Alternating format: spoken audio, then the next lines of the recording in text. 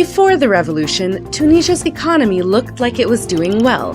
Its policies were praised and it was called a model student. Yet things were not what they seemed.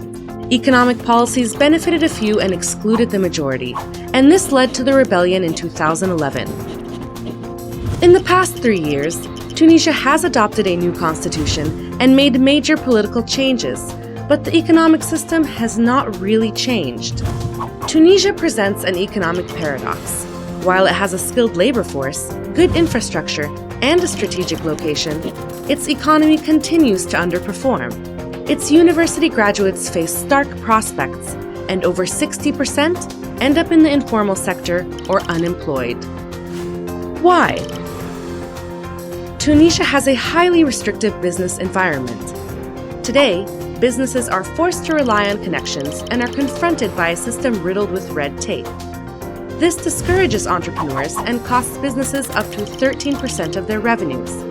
It wastes 25% of their managers' time. It also fosters corruption, costing firms an additional 2 to 5% of their revenues each year. In total, this costs firms nearly $10 billion each year, which is nearly 20% of Tunisia's economy.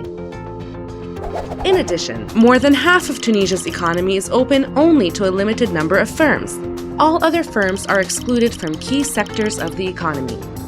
This lack of competition costs the economy over $2 billion per year. Many of the privileged firms that operate in these sectors are public enterprises that are protected from competition.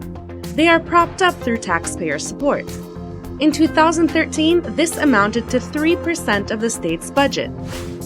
A few private firms run by family and friends of Ben Ali were also granted privileged positions to operate in lucrative sectors like telecoms, air transport, real estate, advertising, and many more.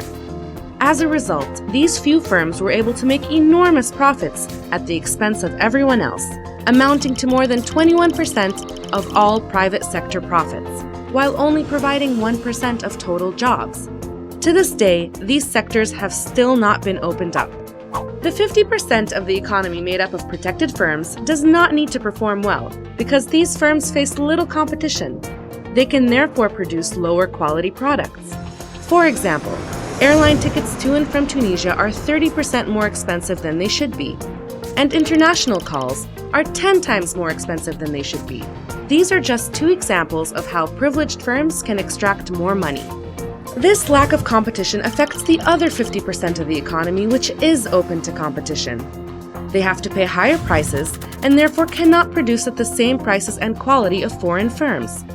Therefore, local firms limit themselves, mainly importing components made abroad and assembling them for exports.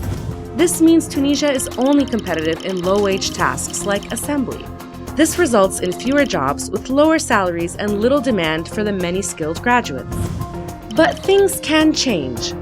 The key is to move from an economic system that is based on privileges to one based on competition.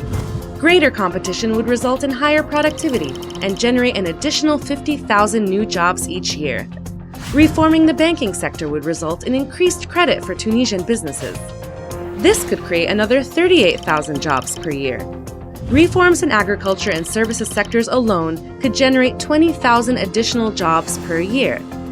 Reforms can be designed for Tunisia to have a regulatory system that is streamlined, transparent, and efficient. Tunisia can develop an industrial sector, creating high value-added products with higher wages for its employees. It can develop a services sector that allows Tunisian businesses to thrive in a global economy. And it can enable its agricultural sector to grow and contribute to wealth creation in the interior regions of Tunisia. Changing the economic model will not be easy. Many vested interests in the public administration and in the private sector are satisfied with the status quo. But ending exclusion and creating a more level playing field will mean more growth and more jobs. It will also allow all Tunisians to have equal opportunity to share in the country's prosperity. Building a system that benefits all Tunisians requires an informed public debate. There are so many options for change. Now is the time for Tunisians to discuss, debate, and move to an economic model that will bring shared growth and prosperity to all.